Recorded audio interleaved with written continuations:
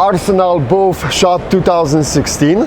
Robert, it's a pleasure to have you here, and let's start with one of the most important questions for our fans. How we are looking with the import situation of Arsenal rifles to the United States. All right.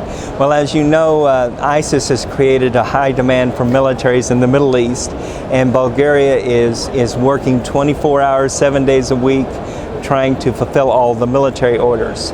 They are still supplying to the U.S., but the production runs are fewer and farther between. And an example of that is our flagship product, the SLR 107 FR series.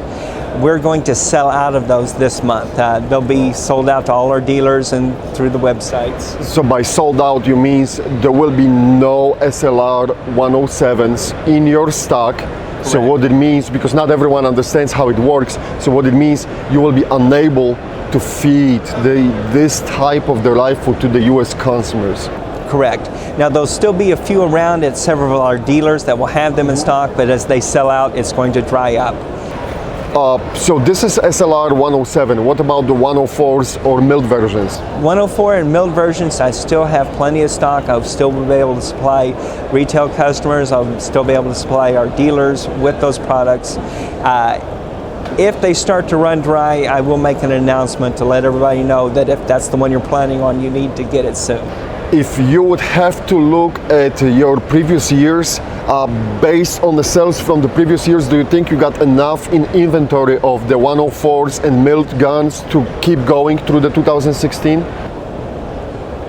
Depending on the political situation, okay.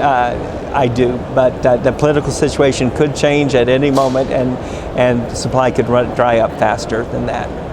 You said that because of the demand in the Middle East, the Arsenal kind of shifted the production to feed those customers, but we both know that the US market is extremely important to Arsenal too. So there is no fear that the Arsenal is going to drop the ball and walk away from the US market. Correct. This is just temporary measure. That's correct. They have orders for the next 3 to 5 years. So it's going to be that time period that we're looking at where supplies will be tight. But they do love the U.S. market. They love the enthusiasm that the people here have for the products. So yes, they will still keep supplying us. FIME Imports. Yes. What is happening on the FIME import side? Okay.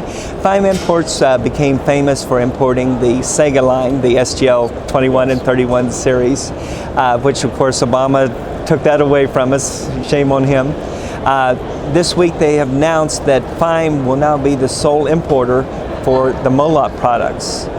The real advantage for that is that there's going to be a full line of Molot rifles, full line of parts, magazines, and any accessories. It's going to be a really great win for the consumer market. Robert, this is mind-blowing news, to be honest with you. So you telling me that all the Weapon rifles and shotguns will be imported by you, by FIME, and so all calibers, because I know that the import, see, the problem with the import of the Molot was they were coming in the strange quantities with the very strange calibers. Yes. And people were kind of, hunting for 7.62 by 39, for 5.45 39, yes. And that was not available, or was available in a very limited quantities. Are you sure that we're going to have a steady flow of these popular calibers coming to us? Now, we've just signed, our FIME has just signed the deal, so it won't be immediate. Yes. The first thing that's landing is the fixed stock tubular 12-gauge shotgun that will retail at $699, and that's just an incredible price. People are going to be really excited about that. So that's a retail price, $699 for the Weapon 12, basically. Yes. Awesome. This is awesome news. Yes. And then we will see the other calibers come in, and we'll have a full line this year. Robert, what about the 7.62 by 39 rifles? Those are coming. I mean, do you have any projection date? Can you? They don't tell No, me that. nothing. He's a politician. He's running for the president. They tell me what's coming this month. Okay, and but they are coming. yeah, they are coming. Awesome, that's very exciting news. We'll keep the fingers crossed. But you said paperwork is signed. Paperwork signed. It's a done deal. So we're going to get the products. Sweet, awesome. Robert, thanks for sharing the news with us. Fantastic. Thank you. Very much. Arsenal Booth 2016, here we are. What's new is coming? I know that you guys are thinking hard about suppressed AKs. Well, in fact, beyond thinking, there's been a partnership between Arsenal and Gemtech. Arsenal providing suppressor-ready AKs, Gemtech a proprietary can for that rifle, and we've got 4 of them on display in the booth. We've got some 5.45 guns, some 7.62 guns. In fact, we ran them pretty hard at a range event last night. Wonderful product. Will those rifles will be specially marked with the different part number? The plan at this point is both the receivers and the barrels are going to be marked suppressor ready. Oh, okay. You can't just take any AK, thread the end of the barrel, and call it suppressor ready. It's got to be perfectly concentric, and the center line of the bore has to be at the center of the circumference of the barrel.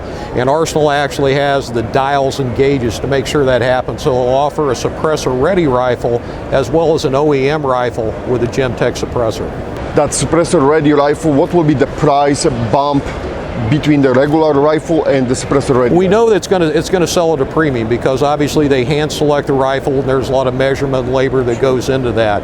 We've heard it's going to be in the $150 to $200 range. Exact pricing has not been announced yet.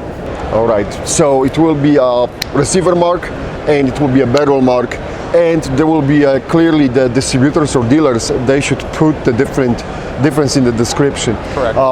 Do you have an idea about that? Because you said you will be offering also a package deal. Do you know what will be the package deal price? I do not. We're probably 30 to 60 days from an official pricing structure being announced, as well as availability, and obviously be at a limited availability on the item. So. Okay. Obviously, with the import situation, we know we're not probably going to see for at least a 12 months SLR 107s on the U.S. market, but you guys should be okay with the milled receiver and 104s. At this point, it looks like we're going to be in good shape on milled receiver 7.62 guns for the duration. We're good on 5.56 guns, SLR 106s, and SLR 104s in the FR configurations at least we'll be good on. Interesting situation about the 106, because at some point 106 went away and now it's back. Is it here to stay? What is your plan, guys? I don't know that it's here to stay, but I know we've got sufficient inventory to hold us for the foreseeable future. We've got a few of the CR versions of the 106 left as well, in addition to Fs and FRs.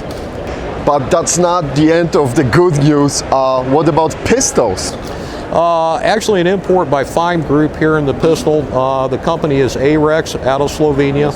ISO 9001 certified company, been in business 20 years, been building guns about 10 years. Very unique pistol we brought in, the Rex 101S. 9mm, double stack 9mm. What's really interesting about the Rex is you can run the gun both double action, single action with a decocker, or you can run it single action only, cocked and locked. Ambi mag releases, Ambi safety paddles, full length slide rails, lifetime warranty. And those pistols are already available on the US market? They are. I've got them in inventory. We're ready to ship them. Good supply of magazines. We're going to carry all the spare parts for the guns. Rex makes their own magazine, very high quality magazine. And the cool thing for the quality of that mag, they're going to retail for $25. So.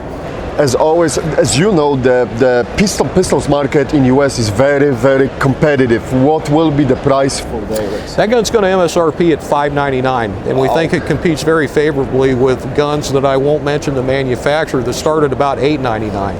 So you've got a gun that really, no matter what mode the customer wants to run it in, DASA, safety on, safety off, they want to run it cocked and locked a la 1911, they can run the gun that way. Blake, what will be the price for the magazine, do you know?